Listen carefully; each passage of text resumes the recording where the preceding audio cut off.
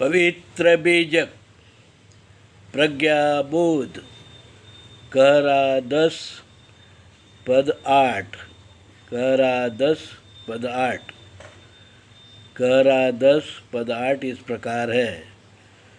पठये न जाऊं आने नहीं जाने, फाटी बिने दश ठाई हो। पठये मतलब पीछे, आने मतलब आगे। अब हम शब्द अर्थ जानेंगे। पठये मतलब पीछे, आने मतलब आगे, फाटी मतलब विभक्त, दश ठाई का मतलब है 10 दिशा। अब हम प्रज्ञाबोध जानेंगे। प्रज्ञाबोध परमात्मा कबीर कहरा के इस पद में चेतन तत्व राम का स्वरूप अधिक स्पष्ट करते हुए बताते हैं। भाइयों, चेतन राम निराकार निर्गुण है, अविनाशी है, अजर है, अमर है, सर्वशक्तिमान शक्ति है।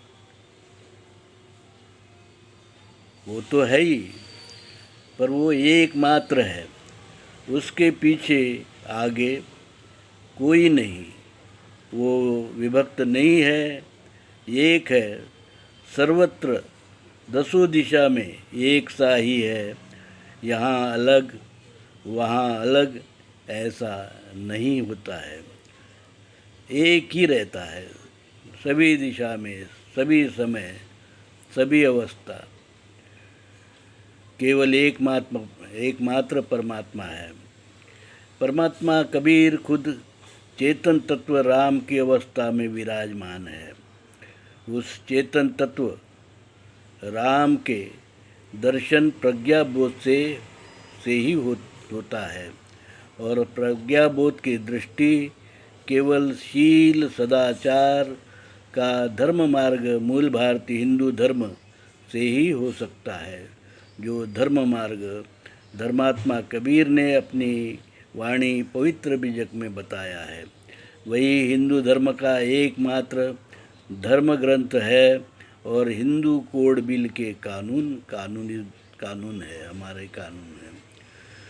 भाइयों, चेतन राम की अवस्था के बारे में कबीर साहब ने समय समय पर बहुत कुछ बताया है, पर एक स्पष्ट है कि चेतन राम निराकार निर्गुण है, एकमात्र है,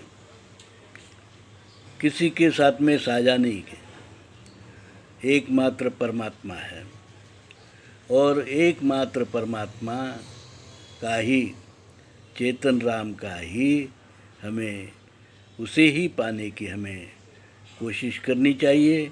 और वो मार्ग शील सदाचार का मार्ग है, जो मूल भारतीय हिंदू धर्म का सनातन पुरातन आदि काल से चला आ रहा है।